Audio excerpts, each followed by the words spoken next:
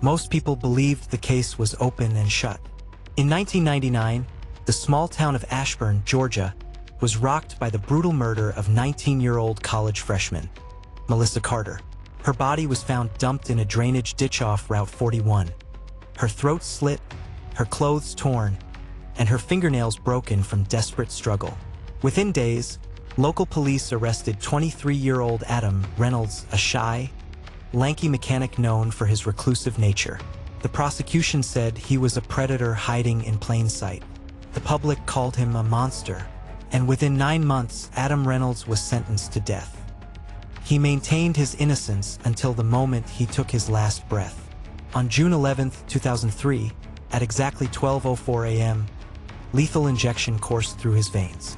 His final words were, "You're killing an innocent man. Please find the truth." Nobody listened. But 20 years later, when all hope seemed buried with him, the truth clawed its way to the surface, and what it revealed was far more horrifying than anyone imagined. Melissa Carter's death shattered the small Ashburn community. She was a nursing student, top of her class, and deeply loved by everyone who knew her. The night she died, Melissa left her late shift at the diner around 11:30 p.m. CCTV footage showed her walking to her 1994 red Honda Civic. She never made it home. Police found her abandoned car on the roadside the next morning. Its front bumper was dented, as if nudged off the asphalt, and her purse lay on the passenger seat with cash still inside. There was no sign of forced entry, no sexual assault, just rage, pure, unprovoked rage. Within 48 hours, suspicion fell on Adam Reynolds. He worked at the local auto shop where Melissa once got her tires rotated. A diner coworker told detectives Melissa complained about Adam's weird staring when she picked up her car. That one sentence sealed his fate. Officers interrogated him for nearly 15 hours. By dawn, Adam, exhausted and terrified, whispered, "I didn't hurt her." But the county prosecutor was under re-election pressure. They needed a conviction to calm public panic. And so, when an old wrench found near Melissa's car bore faint fingerprints resembling Adam's, he was charged with first-degree murder. During trial, glaring inconsistencies emerged. Timeline mismatch. Adam's time card showed he clocked out at 9 p.m. His mother testified he was home by 9:30 watching TV. The murder occurred between 11:30 p.m. and 12:15 a.m. DNA exclusion. Semen and hair found on Melissa didn't match Adam. The state argued it was likely from prior consensual contact. And no motive. Adam had no criminal history, no violent incidents, no connection to Melissa beyond changing her tires once. Still, the jury deliberated for only 4 hours before delivering the guilty verdict. Reporters captured Adam trembling as the sentence was read. Tears streamed down his face as he looked at Melissa's mother and said, "I am so sorry for your loss, but I didn't do this." Her mother stared back, stone-faced, convinced he was lying. That day, Ashburn rejoiced. Justice, they thought, was served. For the next 4 years, Adam's appeals were denied one by one. His pro bono attorneys argued ineffective counsel, forensic failures, and coerced interrogation. But Georgia's courts refused to halt his execution. At 12:04 a.m. on June 11, 2003, he was pronounced dead. No vigils, no protests. The town turned the page, branding Adam Reynolds as the mechanic killer for decades to come. In 2023, a Georgia Innocence Project intern named Naomi Park stumbled upon Adam's old case files while researching wrongful executions for her thesis. She noted the inconsistencies, but what truly caught her attention was the crime scene DNA. It had never been run through Cody's after 2005. In 2005, Georgia's database had only a few 100,000 profiles. In 2023, it held over 15 million. Naomi spent 2 months battling legal red tape to file a motion for retesting the original swabs from Melissa's body. In September 2023, she finally got results, and her hands trembled as she read them. A full male DNA match. The sample matched a man named Royce Harlan, a truck driver arrested in Kentucky in 2019 for multiple sexual assaults along southern interstate routes. Royce Harlan was a drifter, a man with no permanent address and no social media. His arrest record read like a serial predator's diary: assault charges, attempted kidnapping, and 3 suspected murders in Tennessee, Alabama, and Louisiana. But here was the sickening part. In June 1999, just days before Melissa Carter's murder, Royce Harlan was ticketed for speeding in Ashburn, Georgia. The timestamp? 11:20 p.m., only minutes before Melissa left the diner. Naomi's heart pounded as she traced his trucking logs. He had driven that route weekly. Nobody noticed. Nobody connected him to the wrench, the car dents, the stray hairs. Why would they? They already had Adam Reynolds in cuffs. Naomi alerted the Georgia Innocence Project director, who immediately filed for a posthumous exoneration of Adam Reynolds. But the state pushed back, fearing public outrage and lawsuits from Adam's family. When news leaked to a local journalist, old wounds ripped open across Ashburn. Melissa's mother fainted on live television as the anchor read the breaking headline: "Executed man innocent. Real killer identified 2 decades later." The county prosecutor who built the original case, now retired, refused all interview requests. But an anonymous clerk from the DA's office emailed Naomi a scanned document marked "confidential" in trembling cursive. It was an internal memo dated March 2000, months before trial. It read, "Alternate suspect Royce Harlan, trucker with violent priors, possible connection to Melissa Carter homicide. Suggest pursuing if Reynolds' evidence insufficient." The memo was never shown in court. They buried it. Naomi sat in her dim apartment, rereading the memo over and over. Outside, lightning cracked against the Georgia sky. The state had knowingly ignored another suspect to ensure a quick conviction. And as Naomi dug deeper into Harlan's travel logs, she discovered a horrifying pattern. Every place he visited left behind a trail of unsolved female murders, stretching back nearly 3 decades, including 2 unsolved homicides in Texas and a missing girl in Oklahoma from 1994. Tears welled in her eyes as she realized this wasn't about just one innocent man executed. This was about dozens of women, raped, tortured, and murdered because the justice system buried the truth to protect their reputation. Naomi slammed her laptop shut, her pulse hammering. She knew she had to move fast, because Royce Harlan was no longer in prison. He had been released on parole just 8 months ago. And last week, a young woman vanished in Chattanooga. Her last known location was a truck stop off I-75. Royce Harlan was free. Naomi Park stared at the mugshot on her laptop, illuminated by the flickering lamp in her studio apartment. Rain hammered her window as thunder rumbled above the Georgia skyline. The man who murdered Melissa Carter, the man who walked free while Adam Reynolds was executed for his crime, was back on the highways. And a 24-year-old nursing student named Amber Lee had just vanished from a Chattanooga truck stop 8 days ago. CCTV showed her walking out of the diner, coffee in hand, smiling at her phone, then gone. The timestamp on her disappearance? 11:41 p.m. Naomi felt her stomach twist. It was the same hour Melissa Carter was taken in 1999. The same hour Royce always hunted. She knew then that if she didn't act now, Amber would become another name buried in a forgotten case file. Naomi called the Georgia Innocence Project director at 2:07 a.m. "Do you realize what this means?"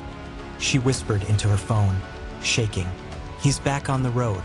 And the DA's office buried evidence that could have stopped him 20 years ago." "Naomi," the director said cautiously, "this isn't safe. Let the police handle it." But Naomi couldn't wait. The Tennessee Bureau of Investigation had already released a statement dismissing Amber's case as a probable voluntary disappearance. They said she had a history of leaving jobs suddenly. Her mother, in tears on local news, insisted Amber would never leave without telling her. Naomi closed her eyes, picturing Adam Reynolds strapped to the execution gurney, gasping his last words. "You're killing an innocent man. Please, find the truth." She had failed Adam. She would not fail Amber. By dawn, Naomi was driving north towards Chattanooga in her old Honda Civic, files and photos spread across her passenger seat. She dialed Amber's mother. Mrs. Lee, my name is Naomi Park. I'm an investigator with the Georgia Innocence Project. I believe your daughter's disappearance is connected to a man named Royce Harlan. Silence, then quiet sobs. They said it was drugs, or her boyfriend, but she didn't use. And her boyfriend was in Texas that day. Can I see Amber's room? Her car? Anything that could help me build a profile? Please, anything to bring her home. Amber's room smelled faintly of lavender lotion. Posters of Grey's Anatomy lined her walls.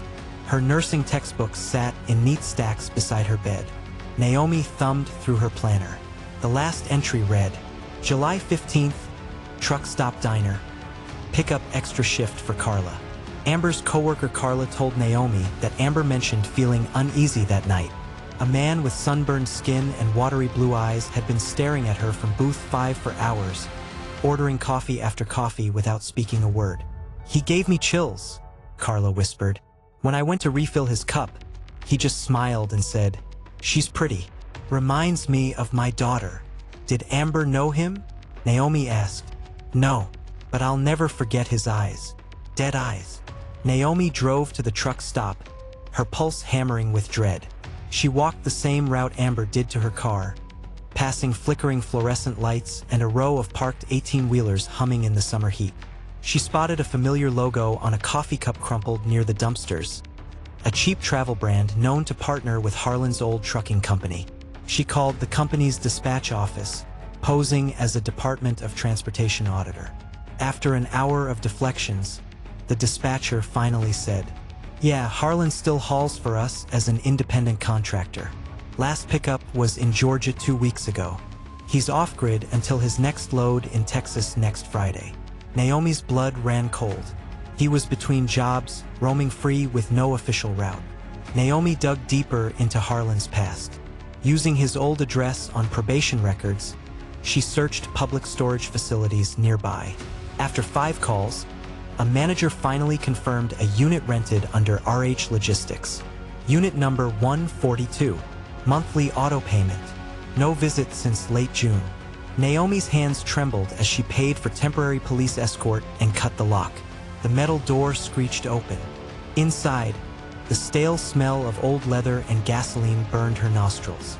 Boxes lined the walls, labeled by state abbreviations.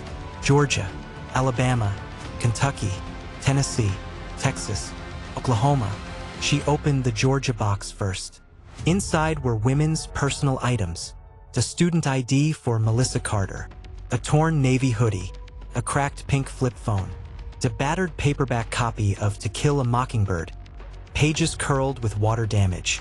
Naomi swallowed back nausea as she realized each box contained trophies from each victim, including a folded Polaroid. She picked it up carefully. It was Amber Lee, tied up, eyes swollen from crying, mouth gagged with duct tape.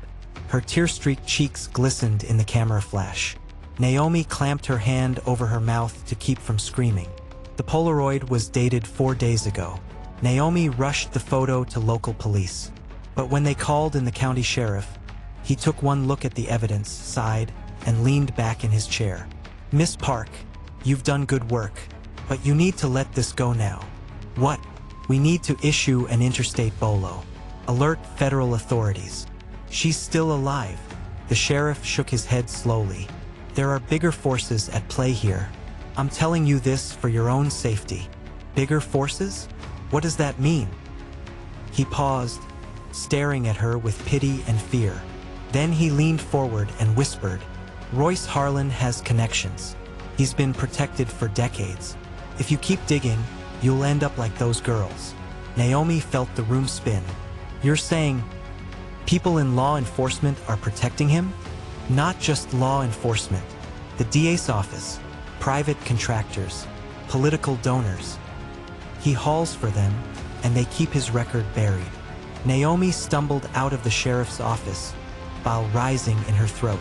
For the first time in her life, she felt truly helpless. But as she sat in her car, gripping the steering wheel until her knuckles turned white, her fear burned away, replaced by white-hot fury. They had executed Adam Reynolds to protect this monster. They had let dozens of women be slaughtered to keep their secrets hidden. She wouldn't let it continue. Naomi returned to her apartment that night to find her front door ajar. She froze. Slowly, she pushed it open, heart hammering in her chest. Inside, her living room was ransacked. Files scattered across the floor, laptop smashed, and on her couch lay a single object: Amber Lee's nursing badge. Duct taped to the badge was a handwritten note in shaky block letters. "Stop looking or she dies." Naomi backed away, tears streaming down her face. Her phone buzzed. An unknown number. She answered with a trembling voice. "Hello." A low, raspy breath filled her ear. Then a voice she instantly recognized from Harlan's police interviews. "I see you've been to my storage unit. Bad girl, Naomi. Real bad girl."